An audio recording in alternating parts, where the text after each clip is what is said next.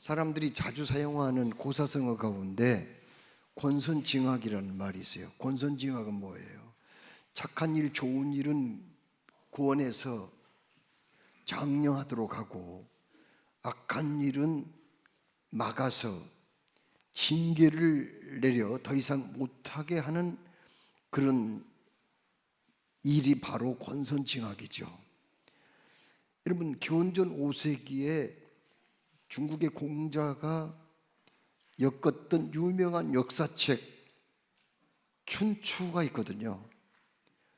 그 춘추가 나올 때의 역사를 보니까 정말 착한 사람은 처음에는 잘 못된 것 같더라도 나중에 잘 되더라. 악한 사람은 처음에는 무성하고 잘 될 것 같아도 끝이 안 좋더라. 그러므로 정말 국가에 충성하는 충신이나 부모님에게 효성하는 효자는 상을 줘야 된다. 그리고 나라를 어지럽게 만드는 신하나 부모를 해치는 그 불효막심한 자식은 벌을 주어야 한다는 이 권선징악을 더욱더 중요시하게 되었던 것입니다. 여러분, 요한계시록 2장 3장 말씀을 읽어보면요, 거기 말씀에는 초대 소아시아 7교회에 보낸 예수님의 편지가 나옵니다. 우리 주님은요, 그 편지 속에서 잘잘못을 다 이렇게 보고 계셨다는 것을 알게 됩니다. 요한계시록 2장 1절에 오른손에 있는 7뼈를 붙잡고 7 금촛대 사이를 거니시는 이가 이르시되, 이렇게 말씀했거든요. 무슨 말씀이에요? 우리 주님은 당신의 교회들을 분주하게 왕래하시고 지켜보면서 어느 교회가 잘하고 있는지 못하고 있는지 이런 것들을 보고 계시며 행한 대로 갚으시는 주님이심을 알 수가 있습니다. 여러분, 에베소 교회에는 주를 위한 수고가 있었습니다. 그들은 거짓 사도를 물리치는 일을 칭찬받았죠. 그러나 책망할 것이 있었는데 처음 사랑을 버렸다고 말씀하고 있거든요. 버가모 교회는요, 먼저 믿음을 굳게 지킨 것은 칭찬했어요. 그러나 발람의 교훈을 지키고 니골라당의 교훈을 지키는 자들이 교회 안에 있는 것을 지적을 하셨거든요. 또 사대교회를 향해서는 네가 살았다 하는 이름은 가졌으나 실상은 죽은 자로다, 이런 책망도 하셨습니다. 자, 그러면 오늘 우리가 봉독한 빌라델비아 교회에 보낸 편지에서는 그 교회를 어떻게 우리 주님이 평가를 하셨을까요? 우리 주님은 빌라델비아 교회에 대해서는요, 책망을 하지 않았어요. 어떤 교회는 칭찬만 했고 어떤 교회는 책망과 칭찬을 겸하여 했으며 어떤 교회는 칭찬은 아무것도 없고 책망만 하는 교회가 있었는데, 바로 빌라델비아 교회는 서머나 교회와 함께 책망은 전혀 없고 칭찬만 하는 교회였습니다. 자, 그러면 빌라델비아 교회가 어떤 교회였기에 칭찬을 받았을까요? 여러분, 빌라델비아 교회는 7교회 가운데 가장 역사가 짧은 교회예요. 그리고 규모도 작은 교회입니다. 거기에는 무슨 재산이 많은 사람, 사회적인 권력자, 명망가도 거의 없었습니다. 그런데 그 교회가 왜 주님 앞에 칭찬만 받았을까요? 빌라델비아 그 지역은 그 당시에 로마 제국이 점령해서 다스리고 있는 지역이었거든요. 그곳은 교통이 발달하고 상업이 굉장히 발달해서 살기에 어려움은 없었습니다. 그러나 그 지역은 가끔 지진이 일어났던 그런 지역이에요. AD 17년에 빌라델비아 지역에 큰 지진이 한번 일어나가지고 그 지역의 10개의 도시가 완전히 폐허가 되어버린 때가 있었어요. 그때에 로마 황제 티베리우스라는 사람이 신도시를 건설을 해준 거예요.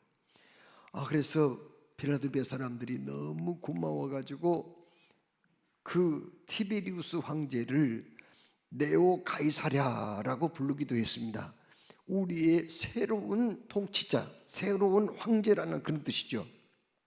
그리고는 그 주민들이요, 너무 티베리우스 그 신도시 건설해 준 그 사람 고마워가지고 그 필라델피아 곳곳에다가 신전을 세워가지고 그 황제를 숭배하는 그런 일을 했어요. 살아있는 사람을 신격화시켜가지고 아침 저녁으로 향불을 피우고 절을 하는 일을 했다니까요. 그러면 예수 믿는 사람들은 어떻게 했을까요? 어떻게 그런 일을 할 수 있겠어요? 오직 우리 주님은 예수 그리스도이십니다. 오직 천지만물을 창조하신 절대자 하나님을 우리는 믿습니다. 이렇게 고백한 사람들이 어떻게 우상숭배해요? 어떻게 신격화시켜서 로마 황제에게 향불을 피우고 절을 할 수가 있냔 말이에요. 그래서 그때부터 본격적인 박해가 시작됐거든요. 믿는 사람들을 그렇게 못 살게 굴었어요. 또 빌라델비아 그 지역은, 인근 지역은요, 포도 농사가 굉장히 잘 되었습니다. 그래서 포도로 술을 빚어서 매년 술 축제가 있었거든요. 술의 신은 디오니우스라는 신인데, 이 디오니우스 술신을 찬양하면서 축제를 했어요. 그 밖에 이 빌라델비아 그 지역은 너무 우상이 그렇게 심했습니다. 그래서 작은 아덴이라고 하는, 바울이 그 아덴 지방, 그리스 아덴 지방에 가서 전도할 때 얼마나 우상이 많은지 막 분노를 느꼈거든요. 그리고 세상에 이름 모를 우상도 있었거든요. 그런데 이 빌라델비아도 아덴처럼 우상이 심해가지고 작은 아덴이라는 별명까지 가지게 되었어요. 그런데 그러한 와중에서도 예수 믿는 사람들은 끝까지 굴하지 않았어요. 빌라델비아 교회 성도들은 끝까지 믿음을 지키고 하나님을 배반하지 않았다, 이렇게 말씀합니다. 여러분, 지난 4월 19일 조선일보 기사에 진실 화해를 위한 과거사 정리위원회에서요 발표한 것을 보니까, 그동안 6.25 때 우리나라는 북한군과 빨치산 좌익 세력에 의해서 종교인들이 1,700명이 학살을 당했다는 그런 발표가 있었습니다. 사실 1,700명은 정확하게 그들의 주소, 이름, 그 어떤 상황에서 죽었는지 그런 것들이 밝혀진 사람들만 얘기하지, 밝혀지지 않는 사람들까지 합하면 얼마나 많겠어요. 이 북한군 빨갱이들은요, 1950년 7월부터 11일까지 그때 엄청나게 많은 기독교인들을 학살을 했는데, 그들은 김제, 그리고 군산, 그리고 영광, 정읍, 이런 곳에서 엄청나게 많은 사람을 학살했어요. 심지어 영광에서는요, 예수 믿는 사람들을 배에다가 태우고 바다로 들어가 가지고 그 믿는 사람에다가 맷돌 있죠, 맷돌을 그냥 칭칭 감아 가지고 바다에 빠뜨렸어요. 그래 죽였습니다. 얼마나 많은 사람들을 죽였는지 몰라요. 그런데 그들은 나 예수님 안 믿을 거요, 나는 하나님하고 상관이 없어요, 그렇게 말 한마디만 했다면 살 수 있었을 텐데, 끝까지 그들은 신앙을 버리지 아니하고 결국은 목숨을 잃게 되었다는 겁니다. 해방 직후에 김일성은 국경 가족뿐만 아니라 기독교인을 처벌하라는 지시를 내렸거든요. 왜 그랬을까요? 김일성은 자기 자신을 식격화시키려고 그렇게 했는데 가장 걸림돌이 된 사람들이 누구예요? 예수 믿는 사람들이거든요. 그래서 믿는 사람들을 그렇게 많이 죽였다고 합니다. 북한에서 탈북한 사람들이 다 성공을 한 건 아니에요. 중간에 붙잡혀가지고 다시 북한으로 끌려가는 사람들도 있는데요. 그들이 절대로 모진 고문을 받으면서도 말하지 않아야 할 것들이 있대요. 그건 뭐냐면은 우리를 도와준 사람은 선교사입니다, 목사입니다. 그 말만큼은 하지 말아야 되는데 왜요? 김정은이가 그걸 가장 싫어한대요. 목사 게임이 넘어가가지고 또 탈북하려고 그랬구나. 이래가지고 이런 사람은 즉결 처분으로 사형을 당하거나 정치범 수용소에 끌려가가지고 다시는 나오지 못하는 경우가 많이 있다고 합니다. 여러분, 마태복음 24장의 말세의 징조에 대해서 주님 말씀하시죠. 거짓 선지자가 나타나서 많은 사람들을 미혹할 것이고 그때는 사랑이 식어져서 또 험악한 일들이 많이 있을 것이며 서로를 고소하고 미워하여 핍박자에게 넘겨주는 일도 있을 것이라고 말씀했거든요. 그런데 그때 주님은 뭐라고 말씀했어요? 그러나 끝까지 견디는 자는 구원을 얻으리로다. 아멘. 끝까지 견뎌야 된다는 거죠. 그렇습니다. 여기 빌라델비아 교회는요, 왜 칭찬받았나요? 작은 능력으로 끝까지 참고 인내하고 견뎠기 때문이라고 그렇게 말씀하고 있습니다. 여러분, 우리 주님이 그러면은 왜 빌라델비아 교회한테는 작은 능력을 주셨을까요? 난 그게 궁금해요. 그게 이해가 안 돼요. 아니, 기왕이면 큰 능력을 주셔가지고 잘 감당하도록 하면 더 좋잖아요. 그 빌라델비아 지역이 신앙 지키기가 얼마나 힘든 곳인데 왜 작은 능력만 주셨냐는 거예요. 큰 능력을 주셨으면 그들이 더 잘 감당할 수 있을 거 아니었을까요? 여러분, 우리 예수님이 그렇게 능력 주시는 거 행여나 교만해질까 봐서 인색해서 그랬을까요? 아니면은 그 작은 능력으로 그들에게 그냥 절절매고 바둥거리는 모습을 즐기려고 그렇게 했을까요? 예수님은 그런 분이 아니죠. 그러면 왜 그렇게 작은 능력만 빌라델비아 교회 성도들한테는 주셨냐는 거예요. 여러분,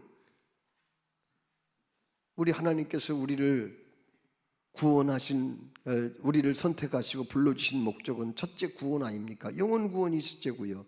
두 번째는요, 내가 내 영광을 위하여 창조한 자를 오게 하라. 내가 그들을 지었고 만들었느니라. 이사야 43장 7절 말씀처럼 주의 영광을 위해서 우리를 불러주신 거죠. 그런데 하나님이 큰 능력을 주셔서 주님께 영광을 돌리는 것도 기뻐하시지만은, 그러나 작은 능력을 갖고도 주님을 배반하지 아니하고 끝까지 믿음을 지키고 하나님께 나아간다면 더 큰 영광을 받으시지 않겠어요?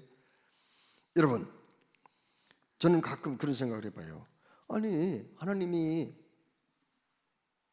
왜 바울에게는 그렇게 다메섹 도상에서 극적으로 만나주시고 말이야, 강력한 빛으로, 그리고 음성도 들려주시고 거꾸로 뜨려가지고 예수 믿게 만들고, 또 그거는 셋째 하늘까지 올라갔거든요. 셋째 하늘은 뭐예요? 첫째 하늘은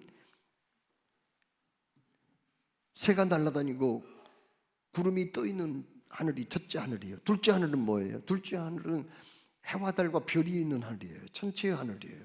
그럼 셋째 하늘은 뭐예요? 영기의색이거든요. 하나님의 보좌가 있고 천사들이 왕래하는 곳, 그게 바로 영기의색이 셋째 하늘이거든요. 셋째 하늘까지 갔다 왔어요. 그래서 거기에서 말로 표현할 수 없는 것들을 보고 듣고 했다고 그렇게 얘기하고 있거든요. 한번 생각해 보세요. 아니 그 바울은 그렇게까지 많은 것들을 경험하게 하시고 극적으로 그를 회개시켜가지고 그렇게 사용하셨는데 왜 하나님이 나한테는 그런 능력을 주시지 않는 거야? 그런 생각을 해봤어요. 왜 나한테, 나도 주시면 나도 그렇게 하나님을 위해서 일할 수 있을 텐데 말입니다. 또 기독교 역사 가운데 사도 바울 이후로 정말 가장 큰 학자, 기독교의 모든 진리를 정리하고 집대성한 인물이 있어요. 오거스틴이라는 사람이에요. 이 사람 대단한 인물입니다. 그런데 원래 그 사람은 탕자였잖아요. 못된 사람이에요. 나쁜 짓을 다 골라서 한 사람이었어요. 그런데 그 어머니의 기도가, 모니카의 기도가 있었고, 모니카가 그를 암브로시우스라는 스승을 만나게 했거든요. 그래서 점점 그 마음이 좀 녹아내리기 시작하다가 어느 날 그의 집 정원에서 울부짖으며 그렇게 말합니다. 하나님, 나를 언제까지 이대로 놔두시겠습니까? 언제까지 기다리라는 겁니까? 그렇게 기도하자 그때 하나님의 큰 음성이 들려와요. 뭐라고 해요? 펴서 읽어라 라는 음성이 들려오거든요. 그때 그 성경 말씀을 폈더니 로마서 13장 13절로 14절 말씀을 그가 읽게 되었습니다. 거기에 뭐라고 있었습니까? 거기 말씀이에요. 이렇게 말씀합니다. 낮에와 같이 단정히 행하고 방탕하거나 술 취하지 말며 음란하거나 호색하지 말며 다투거나 시기하지 말고 오직 주 예수 그리스도로 옷 입고 정욕을 위하여 육신의 일을 도모하지 말라. 이 말씀 앞에 그가 완전히 거꾸로졌고 그 다음에도 그런 영적인 신비 체험을 함으로 나중에 안수받고 10호의 성직자가 되고 참으로 그는 성자라는 칭호까지 받게 되었거든요. 아니 그 사람은 왜 그렇게 하나님이 극적으로 역사했냔 말이에요. 왜 그렇게 사람을 변화시켰냔 말이에요. 그런데 왜 나는 그런 체험을 안 주셨어요? 저는 그런 체험 없거든요. 하나님의 육성을 듣고 무슨 몇 장 몇 절을 읽어라 그렇게 육성으로 그렇게 내 그 성령의 감동으로 들은 적은 있지만은 아니 그렇게 육성으로 들은 적은 없단 말이에요. 그리고 또 한 사람 16세기에 타락하고 부패해서 무너지는 영국 사회를 뒤집어 엎고 새로운 세상으로 만든 위대한 인물이 한 명 있죠. 요한 웨슬리라는 사람이에요. 그 사람은요 미국 선교사로 갔다가 실패해가지고 쫓겨나다시피 해서 영국으로 다시 돌아온 사람이에요. 그런데 그 사람에게 어떤 일이 벌어졌나요? 그 사람이 어느 날 올드 스케이트라고 하는 그 거리를 지나가다가 거기 무슨 집회가 있었어요. 거기 인도자가요 마틴 루터의 주석 로마서 서문을 읽고 설명을 하는데 그때 갑자기 가슴이 엄청 뜨거움을 느꼈어요.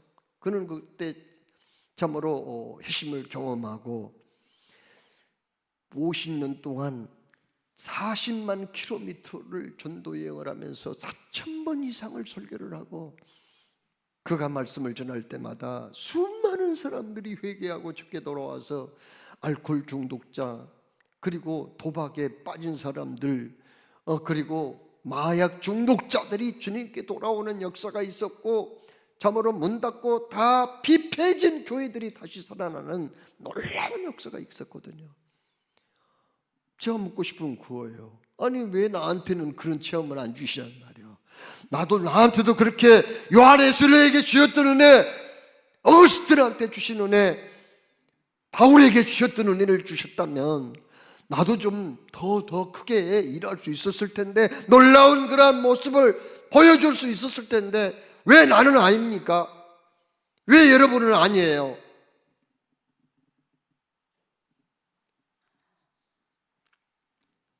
그때 하나님이 나한테 깨달음을 주시더라고요. 바울은 비방자, 박해자, 폭행자가 아니냐. 그 인간은 내가 그런 방법으로 안 만나주면은 예수 안 믿을 사람이야. 그건 회개 안 해. 그거 못된 놈. 얼마나 나쁜 놈인데. 오거스틴 탕자 중에 탕자야. 내가 성경 몇 장 몇 절을 읽어라 보여주고 영혼을 열어서 보여주지 아니하면은, 영계의 세계를 보여주지 않으면은 그가 믿겠어 예수를? 요한에슬레 선교사 가서 실패한 사람이야. 쫓겨나다시피 해서 돌아왔어. 올더스 게이트에서 그런 신앙 체험을 주지 않았다면 그가 어떻게 설교자가 되겠어? 어떻게 부패하고 타락한 영국을 살려낼 수 있겠냐고. 여러분, 왜 빌라델비아 교회를 그렇게 주님이 칭찬했는지 아세요? 그것은 작은 능력을 가지고도 주님의 말씀을 배반하거나 신앙을 떠나지 않았기 때문이라고 그렇게 말씀하고 계세요. 여러분, 우리가 섬기는 봉일천 교회는 큰 교회가 아니에요. 그렇다고 해서 우리 교회가 특별한 지력가나 명망가도 많지 않습니다. 교회가 성장하기 위한 그냥 지역적인 좋은 어떤 환경을 가지고 있는 것도 아닙니다. 그러나 지금까지 54년 동안 우리 교회는 작은 능력을 가지고도 나름대로 열심히 일을 해온 교회입니다. 저는 제가 소중히 간직하고 있는 거 하나 있어요. 그건 뭐냐면은 30년 동안 우리 교회에 예수 믿겠다고 등록한 새신자의 등록 카드, 이것만큼은 절대 버리지 아니하고 제가 소중하게 간직하고 있어요. 그러면 지금까지 30년 동안 우리 교회 등록한 사람이 얼마나 된 줄 아세요? 1만 명 가까이 돼요. 적은 숫자가 아니죠. 1만 명이나 등록을 했단 말이에요. 그럼 지금 다 어디 갔어요, 그 사람들? 물론 그 사람들 중에는 다시금 불신 세상으로 가버린 사람도 있어요. 또 이 세상 떠나서 천국 가신 분들도 많아요. 또 어떤 분들인가, 자녀들 교육이나 어떤 직장이나 사업 문제로 어쩔 수 없이 이사를 가셔서 다른 데서 생활하신 분들도 많이 있습니다. 가끔 저는 서울에 가서요, 거기 우리 교인들 거기 만나요. 그 교회 가가지고 생각지 않게. 또 우리 교회 집사님 가운데요, 고등부에서 교사를 오랫동안 봉사하다가 제주도로 이사 가신 분 있어요. 그분은 우리 교회를 못 잊겠다고 하면서 매년 귤을 수확할 때쯤 되면은요, 언제나 나한테 제일 좋은 귤 한 박스씩 보내줘요. 한 20년 됐을까요? 언제나 보내주세요. 봉일천 교회는 못 잊겠대요. 그래서 그걸 늘 보내주신단 말이에요. 좋은 걸요 보내주세요. 저는 외국에 가서도요, 생각지 않게 우리 교회를 만난 적도 있어요. 외국 어느 교회 가가지고요. 그거 보면은 아무튼 우리 교회에 예수 믿겠다고 와서 여기에서 훈련을 받고 세례를 받았던 사람들, 여기에서 봉사했던 사람들이 이곳저곳에서 신앙생활하는 분들이 적지 않게 많이 있다는 것을 알게 됩니다. 이거 보면은 지금 우리 교회 다 남지는 않았지만 그래도 하나님한테는 손해가 없는 거 아니겠어요?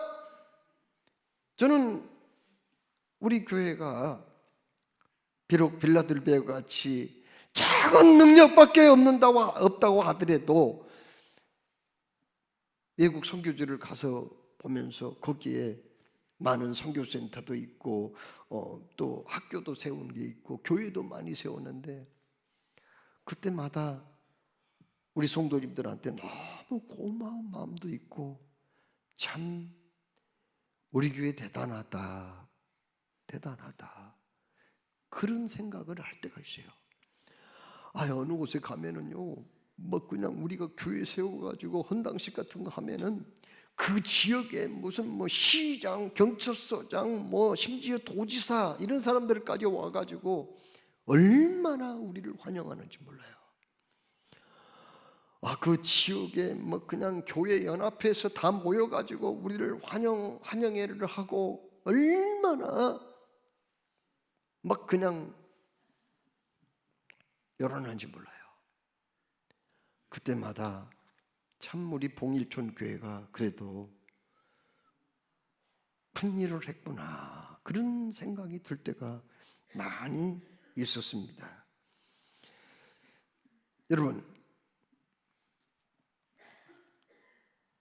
주님은 빌라델비아 교회 비록 규모가 크지도 않았고 역사가 깊지도 않았고 대단한 인물들이 그 교회에 포진하고 있었던 것도 아니었지만은, 그러나 작은 능력으로 말씀을 지키고 주님을 배반하지 않았기 때문에 그들에게는 복을 주시겠다고 약속을 하셨습니다. 어떤 복인가요? 첫째로 열린 문을 두신다고 말씀했거든요. 8절 말씀에 볼지어다 내가 내 앞에 열린 문을 두었으니 능히 닫을 사람이 없으리라, 이런 말씀하셨어요. 여러분, 성경에 보면 문이 있어요. 문은 열고 닫혀야 그게 제 기능을 할 수 있는 거 아니에요. 그런데 그 성경에 문은 어떤 문이 있는가요? 골로새서 4장 3절에 구원의 문이 있다고 그랬어요. 거기에는 또한 복음의 문도 있다고 고린도후서 2장 12절에 말씀하셨습니다. 기도의 응답의 문도 있다고 마태복음 7장 7절로 8절에 말씀하십니다. 또한 창세기 28장 17절에는 하늘에 신령한 복과 은혜가 쏟아지는 문도 있다고 말씀하셨습니다. 여러분, 바로 작은 능력을 가지고 해야 할 일을 감당하며 최선을 다하는 그 교회,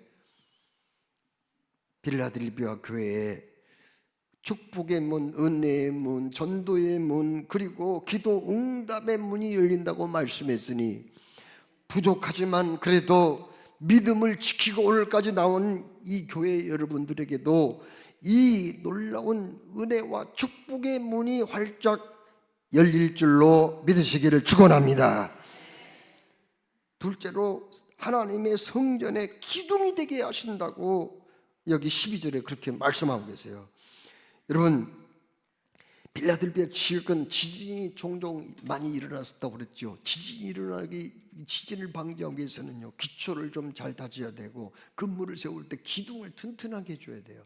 우리 교회도 이 기둥이 있잖아요. 이 기둥이 필요 없는 것 같이 생각될지는 모르지만은 기둥이 없으면 어떻게 되겠어요? 여기만 기둥이 있는 게 아니에요. 이쪽도 지금 보이지 않을 뿐이지 다른 기둥이 다 있습니다.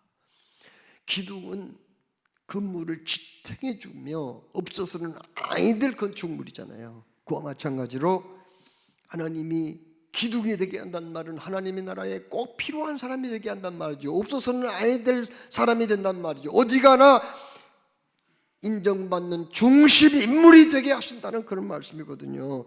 그 은혜가, 그 복이 여러분의 것이 되시기를 주의 이름으로 축원합니다. 여러분, 오늘 결론의 말씀으로 하나님은 여기 빌라델비아 교회한테 딱 한 가지 중요한 당부의 말씀을 하고 계세요. 그게 뭔가요? 여기 11절에 이렇게 말씀합니다. 내가 속히 이 말이니, 주님이 속히 오신대요. 그러면서 뭐라고 말씀하세요? 속히 이 말이니 네가 가진 것을 굳게 잡아. 내가 지금 뭔가 가지고 있다는 거예요. 그걸 놓치지 않기 위해서, 빼앗기지 않기 위해서 굳게 잡으라는 거예요. 그게 뭐예요? 아무나 내 멸류관을 빼앗지 못하게 하라. 아멘. 사도 바울은 성령의 감동으로 죽기 전에 이런 말을 했어요.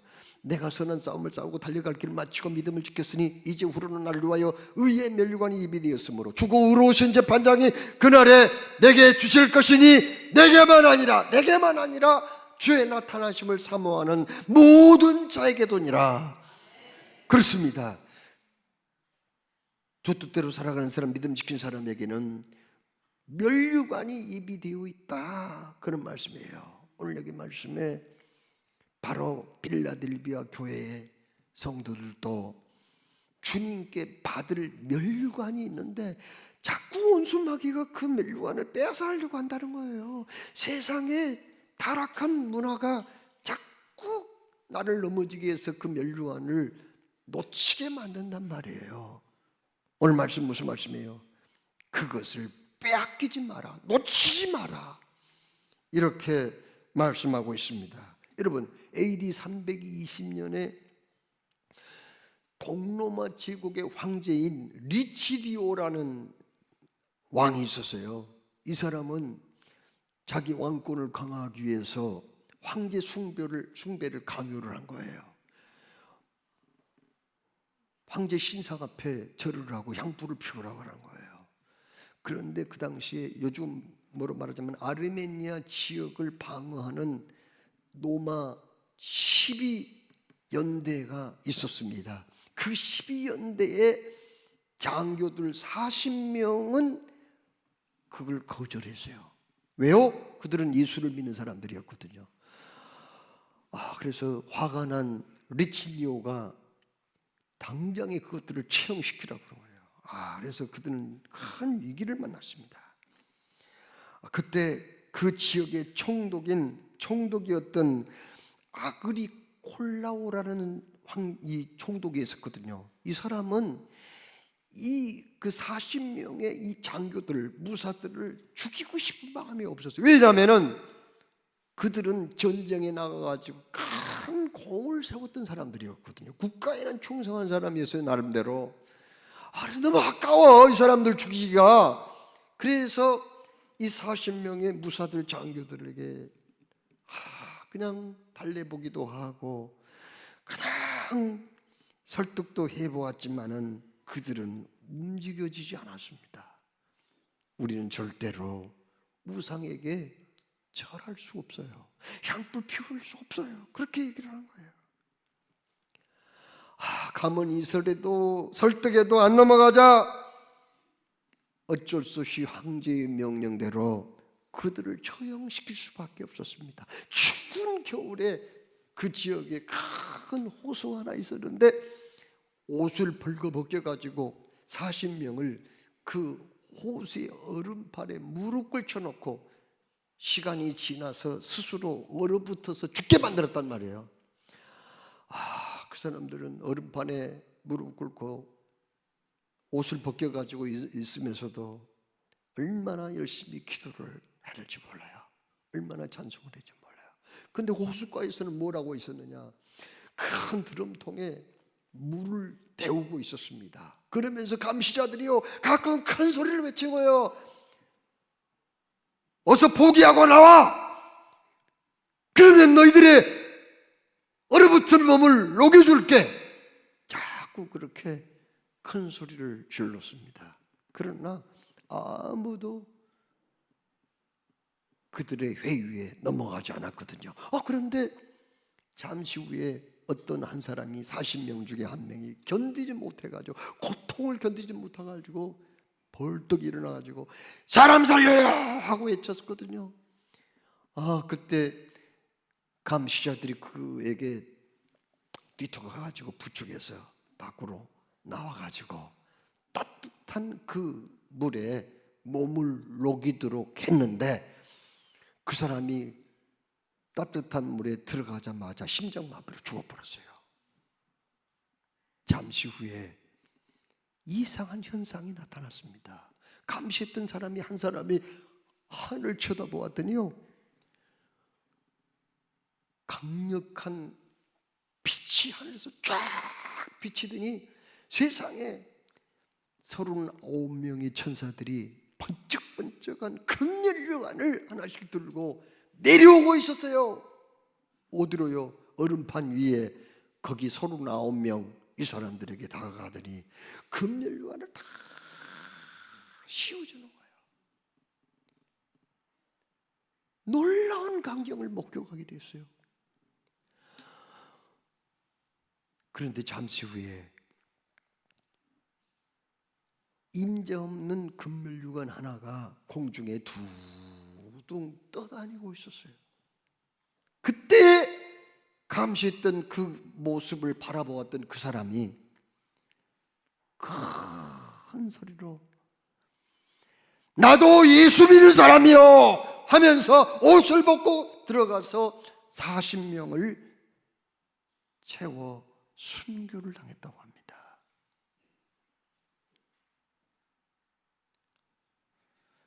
얼마 후에 날이 풀려서 죽은 사람들을 화장을 해가지고 강가에 띄웠는데 이상하게 그 화장한 유골은 흩어지지 아니하고 똘똘 뭉쳐가지고 한 덩어리가 되어가지고 바다에게까지 흘러내려갔다고 합니다. 하나님께 사랑하신 여러분, 우리 큰 능력 안 받았어도 너무 걱정할 필요 없습니다.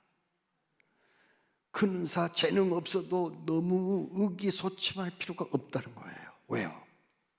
작은 능력을 가졌다고 해도 그것으로 내 신앙 끝까지 지키고 주님을 배반하지 아니하면은 반드시 받을 상이 있기 때문인 줄로 믿으시기 바랍니다.